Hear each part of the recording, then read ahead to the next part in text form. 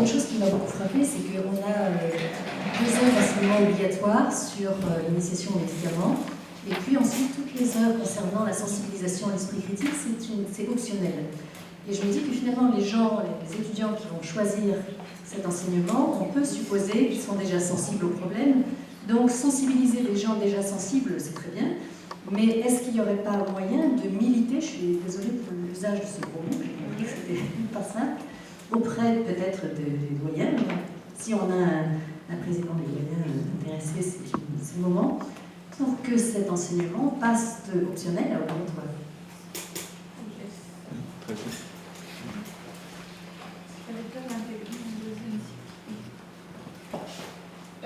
Oui, donc là, c'est vrai que vous soulignez tout à fait le caractère optionnel de ces options.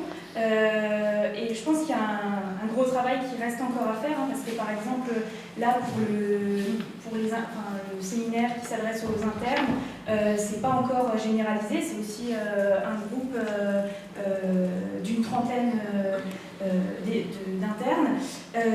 Mais alors, bon, là aussi, je pense qu'il y a un travail qui reste encore à faire pour essayer de gratter un peu plus encore, pour toucher plus d'étudiants. Ça a marché avec d'autres enseignements qui sont à cheval entre la pratique et les sciences humaines. On a un cours qu'on développe qui s'appelle « Être médecin, devenir médecin ». Alors là, parfois on aborde un petit peu la question du médicament, mais ça reste très accessoire. Mais c'est un cours qui, sur plusieurs années par exemple, c'est généralisé à l'ensemble des internes en médecine générale. Donc après, il y a un bon écho auprès du département de médecine générale qui s'implique aussi activement là-dedans.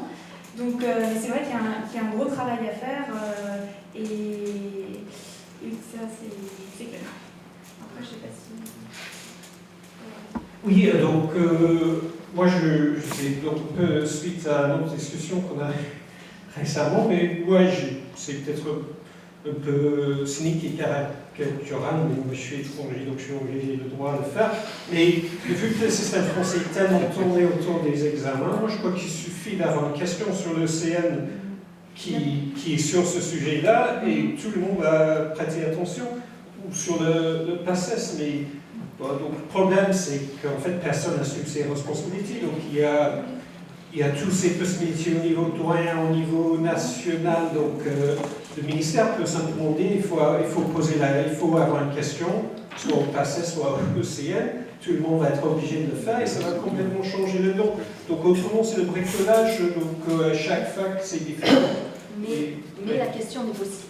La question n'est possible que si l'enseignement est obligatoire. Sinon, moi je suis tout à fait pas d'accord avec ça.